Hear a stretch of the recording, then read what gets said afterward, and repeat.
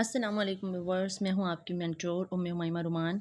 Leader and leadership के हवाले से आज हम इस वीडियो में डिस्कस करेंगे कि what is leader and what is leadership. उसके हवाले से उसके अलावा हम लीडरशिप थीरीज़ के हवाले से हम डिस्कस करेंगे, रोल ऑफ़ लीडर्स के बारे में डिस्कस करेंगे एंड पावर्स ऑफ लीडर के बारे में डिस्कस करेंगे। मतलब लीडरशिप के हवाले से जितनी भी टर्म्स हैं उनको हम इसी वीडियो में डिस्कस करेंगे इंशाल्लाह। सबसे पहले हम देख लेते हैं what is leader. Leader is the person who guide और motivate others for attainment of organisational goals. मतलब लीडर वो होता है जो इन्फ्लुएंस करता है दूसरों को, ठीक हो गया, मतलब अपने सबॉर्डिनेट्स को या फिर अपने फॉलोअर्स को वो इन्फ्लुएंस करता है। उसकी ट्रेड्स ऐसी होती हैं, उसकी पर्सनैलिटी ऐसी होती है या सो ऑन, जिससे वो इन्फ्लुएंस करने के बाद मोटिवेशनल स्पीचेस जो है डिलीवर करने के बाद वो ऑर्गेनाइजेशन के गोल्स पर वर्क करने की कोशिश करता है। अगर हम ये देखें कि व्हाट इज़ लीडरशिप, तो जो लीडरशिप है basically it is the ability by which a person develops ideas and visions to influence other. अब लीडरशिप क्या है? लीडरशिप असल में उस एबिलिटी को कहते हैं, उस खसूसियत को कहते हैं, उस ख़ास ट्रेड्स जो कि एक इंसान के अंदर होती हैं उनको कहते हैं जो दूसरों को मुतासिर करती है। और ये यूज़ किस लिए की जाती है? ये यूज़ इसलिए की जाती है ताकि ऑर्गेनाइजेशन के या किसी भी कंपनी के गोल्स को मीटअप किया जा सके। ठीक हो गया। अब जो कमांडिंग है वो हार्ट है लीडरशिप का। ठीक हो गया। अब लीडरशिप के जो स्टाइल्स हैं इनको मैनेजमेंट स्टाइल्स भी कहा जाता है। लीडरशिप के 3 मेन स्टाइल्स जो हैं वो रिप्रेजेंट किए हैं, जिनको कहते हैं ऑटोक्रेटिक लीडर्स, डेमोक्रेटिक लीडर्स या लीजर लीडर्स। अच्छा, ये एडमिनिस्ट्रेशन के भी रोल्स हैं या स्टाइल्स हैं। ये मैनेजमेंट के स्टाइल्स भी काउंट किए जाते हैं और ये लीडरशिप के काउंट भी किए जाते हैं, मतलब स्टाइल्स। तो ऑटोक्रेटिक लीडर्स जो होते हैं वो ऐसे लीडर्स होते हैं कि मतलब वो खुद डिसीजन बनाते हैं और वो कहते हैं कि बॉस इज़ ऑलवेज राइट, कि बॉस ने जो कुछ कह दिया है वही सही है, और जो सबॉर्डिनेट्स हैं उन्होंने उनके रूल्स को या उनके ऑर्डर्स को फॉलो करना है। और डिसीजंस भी जो है वो लीडर्स खुद बनाते हैं ऑटोक्रेटिक स्टाइल्स में। ठीक हो गया। और ये टॉप टू डाउन अप्रोच है, मतलब एक बंदे के हाथ में सब कुछ होता है और वो जो उसके सबॉर्डिनेट्स होते हैं या उसके फॉलोअर्स होते हैं वो उनको मतलब ऑर्डर्स कन्वे करता है और वो जो उसके फॉलोअर्स होते हैं वो उसको इम्प्लीमेंट करते हैं। अब हम डिस्कस कर लेते हैं डेमोक्रेटिक लीडर्स को। जो डेमोक्रेटिक लीडर्स होते हैं वो भी डिसीजन मेकिंग करते हैं, लेकिन उनकी डिसीजन मेकिंग में वो अकेले नहीं होते, बल्कि डाइवर्स अप्रोच होती है उनकी। वो अपने मतलब तमाम स्टेक होल्डर्स को अपने डिसीजंस में इन्वॉल्व करते हैं। जितने भी उनके पार्टी के मेंबर्स होते हैं या उनके ऑर्गेनाइजेशन के मेंबर्स होते हैं या कंपनी के जितने भी मेंबर्स होते हैं, रिलायबल ट्रस्ट वर्दी जो मेंबर्स होते हैं, वो उनको अपने डिसीजंस में साथ इंक्लूड करते हैं। और ये बॉटम अप अप्रोच है। अब लीडर्स के बारे में अगर बात करें तो इसमें लीडर की अपनी इन्वॉल्वमेंट बहुत कम होती है डिसीजन मेकिंग में, बल्कि जो टीम होती है वो मोस्टली वर्क करती है और लीडर को रिपोर्ट कर देती है। तो इसमें जो लीडर्स होते हैं उनका मानना ये होता है कि जो हमारी टीम के मेंबर्स हैं वो खुद इस काबिल हैं कि वो अच्छा वर्क कर सकते हैं विदाउट एनी अथॉरिटी।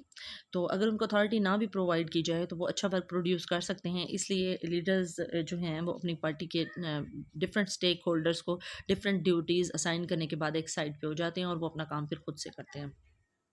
अब बात कर लेते हैं हम लीडरशिप थीरीज़ के हवाले से। जो लीडरशिप की थीरीज़ हैं, पहली थीरी जो है great man theory by Thomas कार्लाइल्स।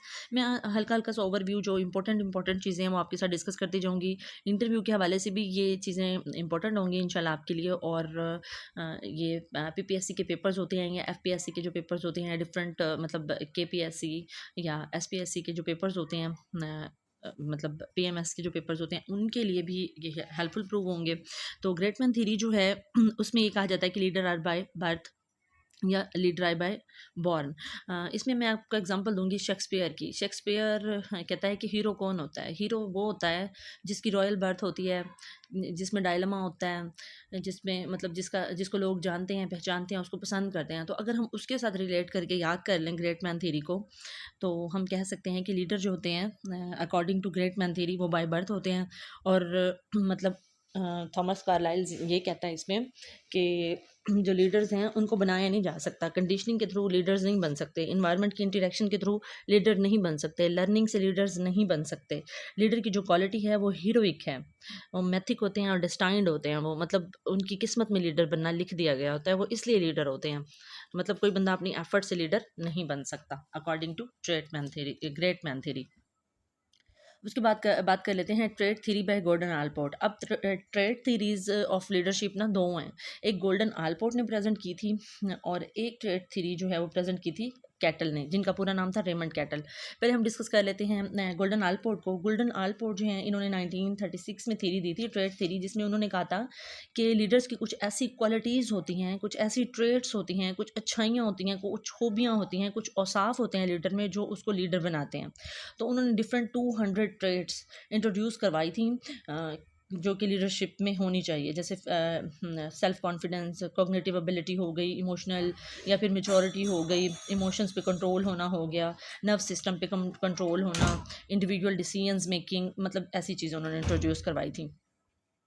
उसके बाद देखते हैं trait theory bye Raymond cattle. Raymond cattle जो हैं इन्होंने भी ट्रेड थ्योरी दी है, लेकिन इन्होंने जो है आलपोर्ट के 4 साल के बाद थ्योरी दी है, मतलब 1940 में इन्होंने थ्योरी प्रेजेंट की है।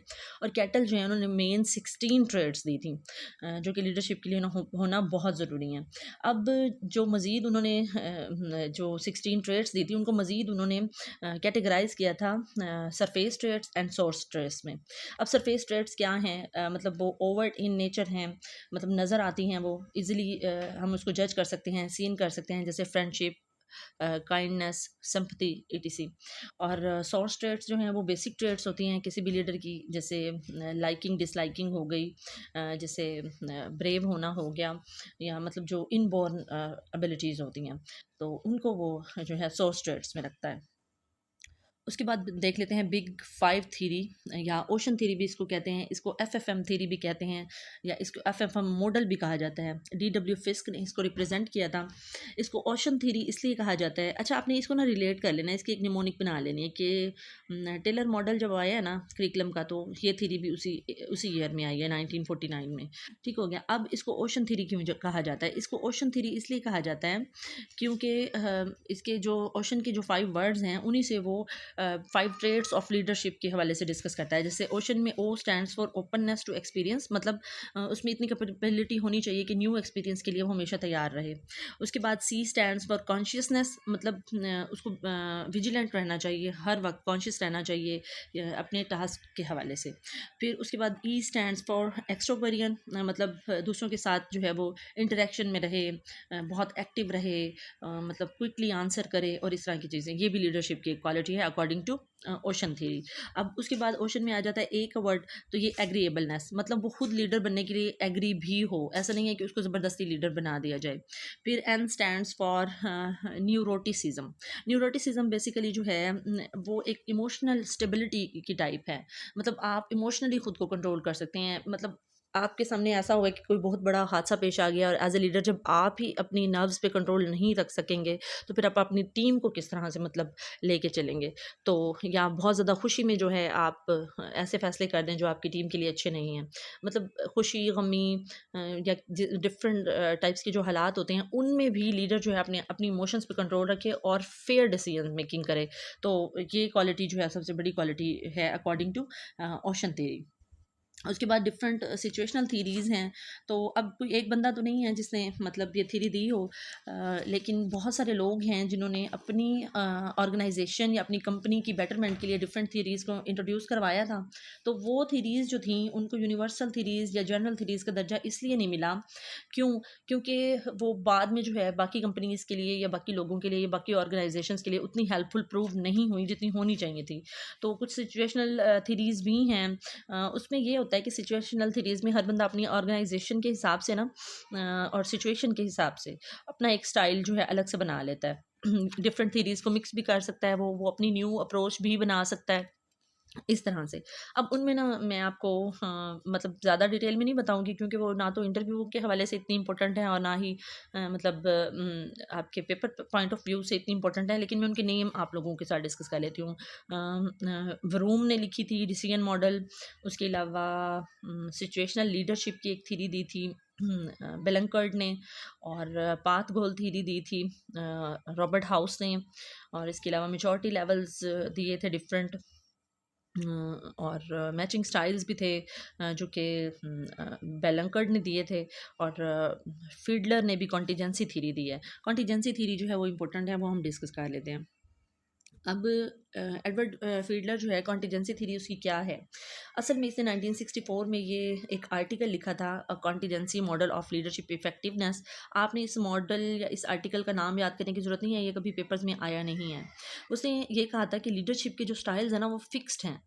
अगर आप ये चाहते हैं ना कि बेटर वर्क हो, तो या तो आप लीडर चेंज कर दें या फिर इन्वायरमेंट चेंज कर दें। अब उसने ये क्यों कहा, वो मैं आपको मतलब आपको बताती हूँ। वो उसने इसलिए कहा कि सम टाइम ऐसा होता है कि जो आपकी टीम होती है, लीडर और उसके सबऑर्डिनेट्स जो होते हैं या उसके जो फॉलोवर्स होते हैं, उनकी आपस में बन नहीं रही होती। किसी न किसी छोटी मोटी बात की वजह से कभी ना कभी आपस में चपलिश हो जाती है। तो वो ये कहता है कि जो लीडरशिप है वो फिक्स्ड होती है। तो अगर आप चाहते हैं कि अच्छे रिजल्ट्स आपको मिलें, तो आप या तो लीडर चेंज कर दें, ताकि टीम जो है टीम के का पसंदीदा लीडर या तो आप ले आएँ, या फिर अगर आपको अपने लीडर पे ज़्यादा भरोसा है तो फिर आप अपनी टीम के मेंबर्स को चेंज कर दें। तो मतलब इस तरह की उन्होंने एक थ्योरी दी थी। बाकी काफ़ी डिटेल में है ये थ्योरी, जितनी इम्पोर्टेंट थी वो मैंने आपको बता दी। उसके बाद हम डिस्कस कर लेते हैं पावर्स ऑफ अ लीडर।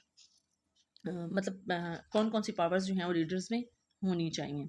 अब अगर हम पावर ऑफ लीडर की बात करें, तो जो मेन 5 पावर्स जो हैं जिनको ज़्यादा इम्पोर्टेंट समझा जाता है ना, वो मैं आपके साथ डिस्कस कर लेती हूँ। लेजिटिमेट पावर होती है, एक रिवार्ड पावर होती है, एक कोर्सिव पावर होती है, रेफरेंट पावर होती है और एक्सपर्ट पावर होती है। ये 5 पावर्स होती हैं और बहुत ही इंपॉर्टेंट पावर्स हैं। तो लेजिटिमेट पावर को अगर डिस्कस करें, तो लेजिटिमेट पावर वो होती है जो उसको अपनी पोस्ट की अथॉरिटी से मिलती है। मतलब एक बंदा है, आपका हेड है, वो एज ए लीडर आपको गाइड कर रहा है, तो उसका 17 स्केल है। तो जाहिर सी बात है, अब 17 स्केल वाले बंदे की जो रिस्पेक्ट है, जो उसका ऑर्डर चलना है, वो अब 9 स्केल वाले का तो नहीं चल सकता ना। तो आपकी पावर, जो आपकी पोस्ट आपको असाइन करती है, आपकी पोस्ट की वजह से आपको जो पावर मिलती है, उसको हम लेजिटिमेट पावर कहते हैं। उसके बाद रिवार्ड पावर मैंने आपको कहा था। रिवार्ड में ये होता है कि जो एम्प्लॉयज़ होते हैं, उनको पता होता है कि हमारा जो लीडर है, बेशक वो मैनेजर है या एडमिनिस्ट्रेटर है, एक ही टाइम में एक बंदा मैनेजर भी हो सकता है, एडमिनिस्ट्रेटर भी हो सकता है, लीडर भी हो सकता है और सुपरवाइज़र भी हो सकता है। मतलब ये डिफरेंट, आप ऐसे समझ लें कि एक पर्सनैलिटी की क्वालिटीज़ हैं, जिनको अलग-अलग से हम लोग डिस्कस कर लेते हैं। तो एक मैनेजर है, वो एज़ अ लीडर आपको लीड कर रहा है, ठीक हो गया। तो उसके पास अगर ये पावर है कि वो आपको रिवार्ड दे सकता है, मतलब अगर आप अच्छा काम करते हैं तो सैलरी के अलावा आपको इंसेंटिव्स मिलेंगे, एक्स्ट्रा बोनस मिलेगा।